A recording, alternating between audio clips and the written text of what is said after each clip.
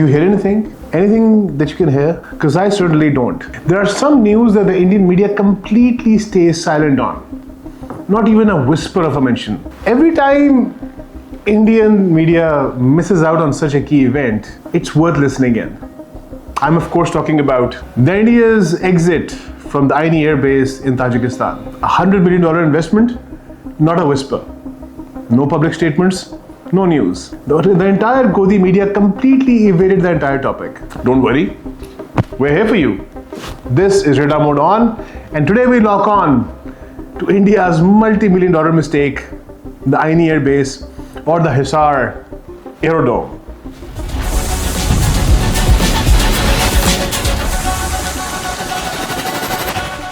Welcome to Radar Mode on Pakistan Connect, your weekly lock on to regional geopolitics, where facts flew straight and folly got a satirical mix.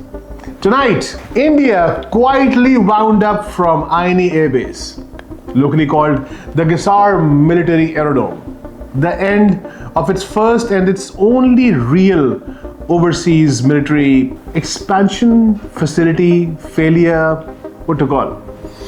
Established in the early 2000s as a bold post-Cold War attempt to project power into Central Asia. We all know that India has been having these hegemonic expansionistic designs since forever.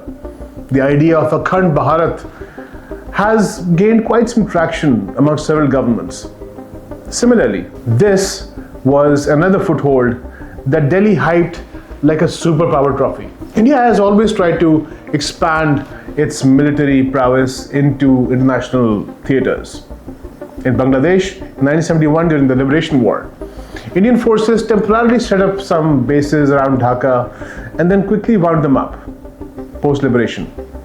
It was not humanitarian heroics, it was like a post-credit scene. In Sri Lanka, 1987 to 1990, Indian Peacekeeping force operated temporary installations and vacated them after about 1,500 Indians were dead. Peacekeeping? No. This was a jungle soap opera with a really tragic end. In Mauritius, India maintained joint access and cooperation. Their personnel cooperated with consent, facilities stayed under Mauritian control. It was not really cooperation. Delhi polite said, "We will come and you command." Against this backdrop, Aini stood apart.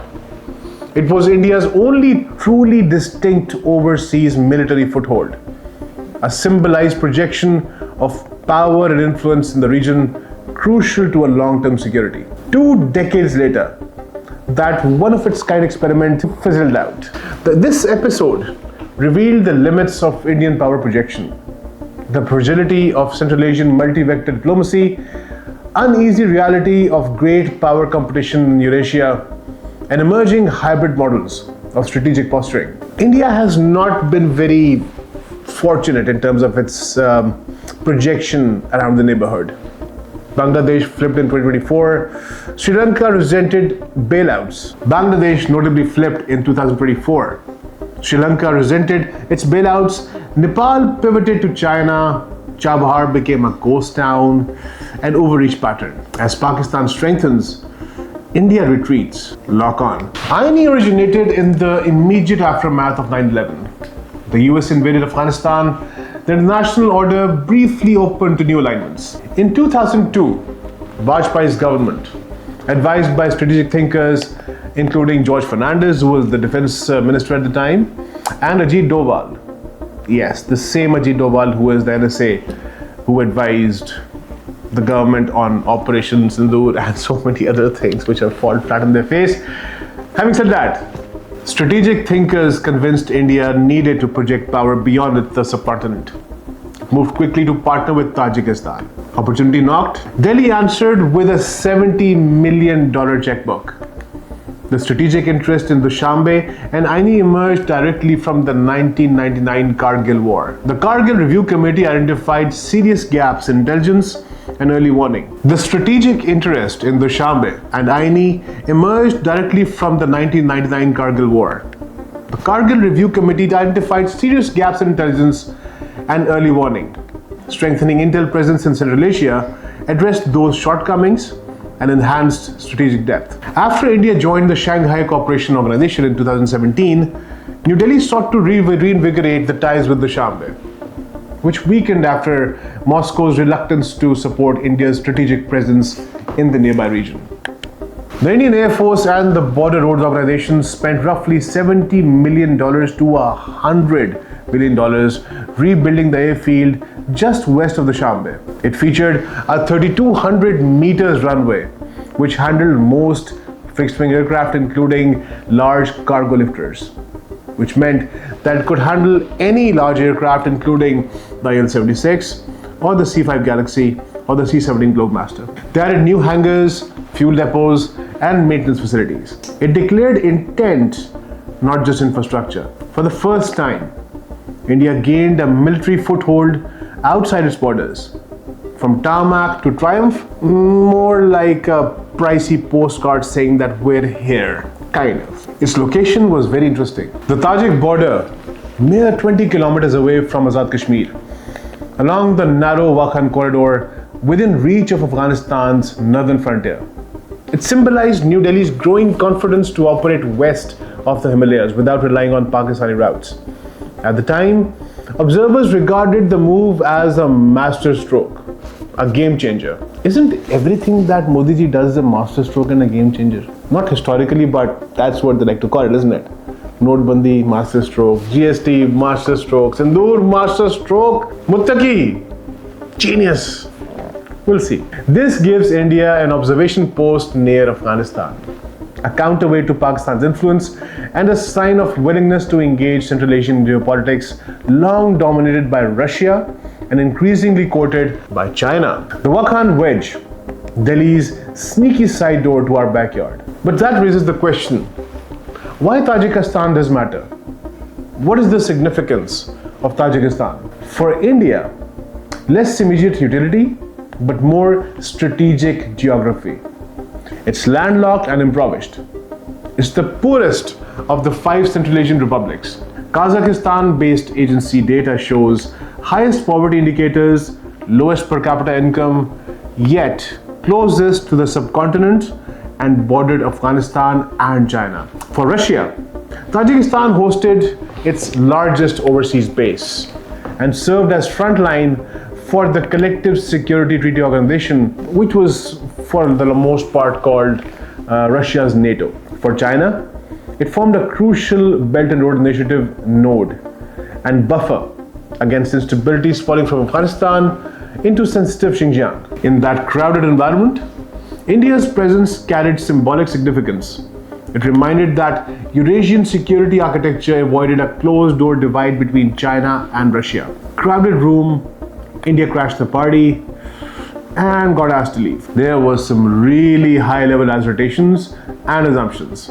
In 2015 and 2018, high-level Indian analysts cited as a proof of growing regional heft. Ram Nath Kovind and later Prime Minister Narendra Modi visited to reassert the strategically substantive part of India's Central Asia agreement. VIP jets to the Dushanbe, photo ops over power projection. For Pakistan, Aini symbolized New Delhi's growing confidence. For Pakistan, it endangered us directly, threatened our northern flank, gathered intel on Pakistan, especially in the Azad Kashmir region, Afghanistan operations, forced split versus eastern border. Delhi's high altitude headache for Islamabad until the lease expired. Its objectives were to counter Pakistan, providing visibility and operationality in a volatile region. It exemplified hybrid-based models.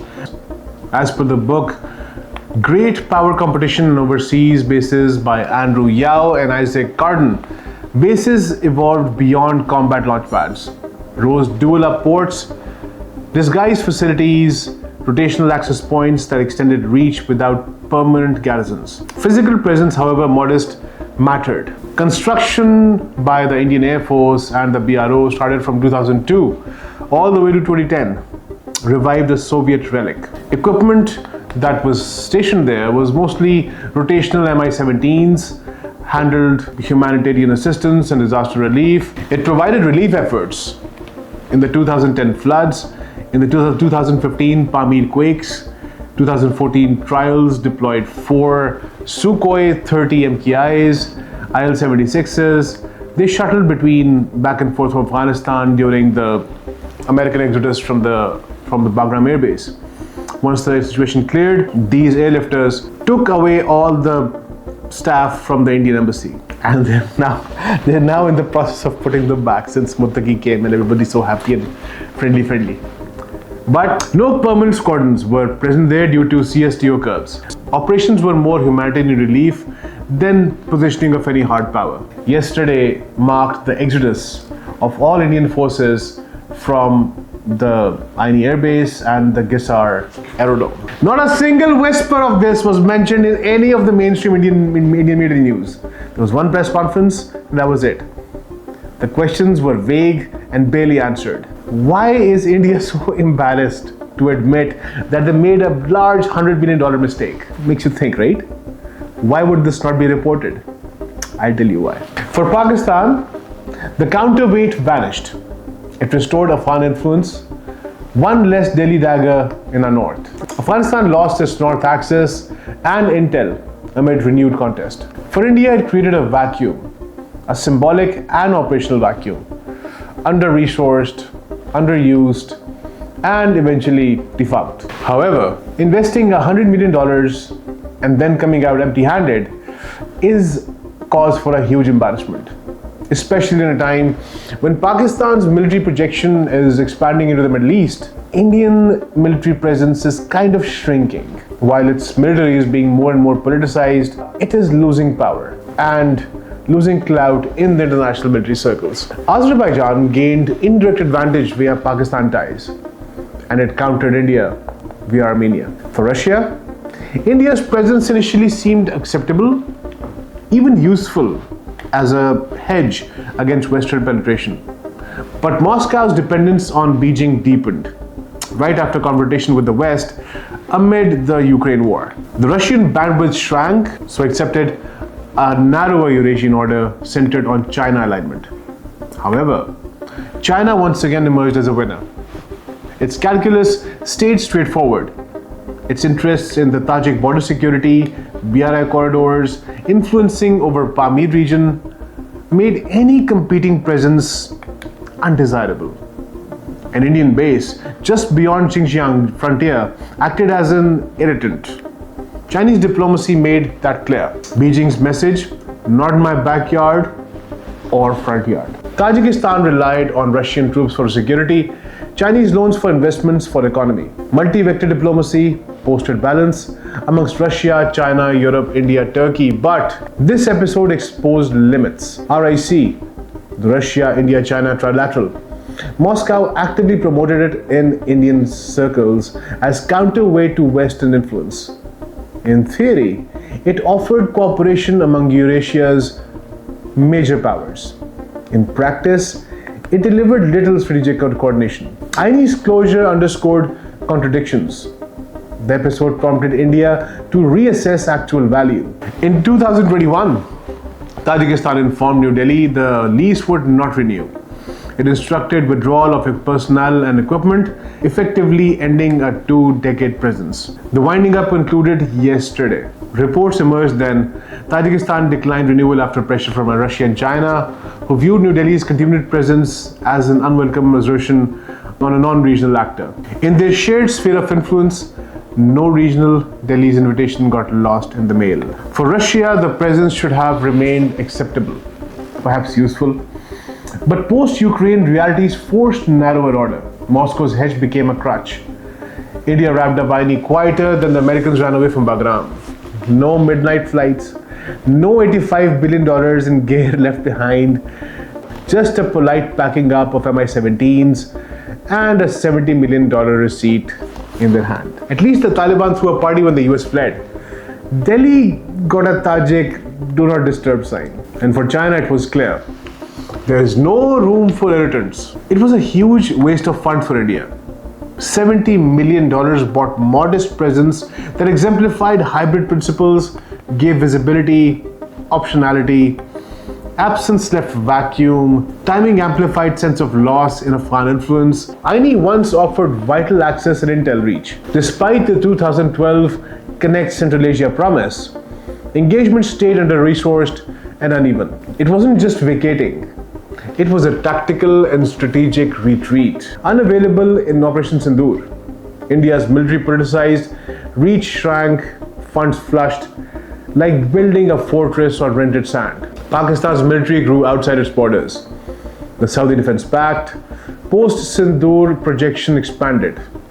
We expanded horizons while Delhi folded the map. And here's the aftermath of this event. The broader significance revealed military basing evolution. No longer just launch pads, closure left vacuum others filled. India pushed diplomatic engagement to close AFPAC policy loop in current situations.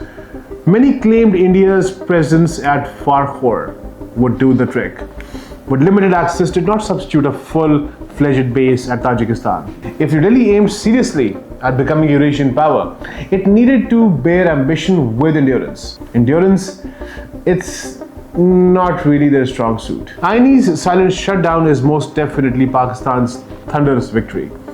Delhi's $70 million Eurasian dream evaporated quieter than a snowflake in the palm years, leaving a vacuum that China will soon fill. While India packed its bags like a tenant skipping rent, we upgraded our alliances to penthouse levels. Saudi shields, Azeri thunder, and Afghan depth locked in. This wasn't retreat. It was Delhi's strategic vanishing act. But our radar, crystal clear. Range, unlimited. The only basis Pakistan needs is our unbreakable resolve. If you enjoyed this deep dive or just grabbed a fact for your next WhatsApp debate on India's Himalayan overreach, smash that like, share that signal, and subscribe. And drop a comment.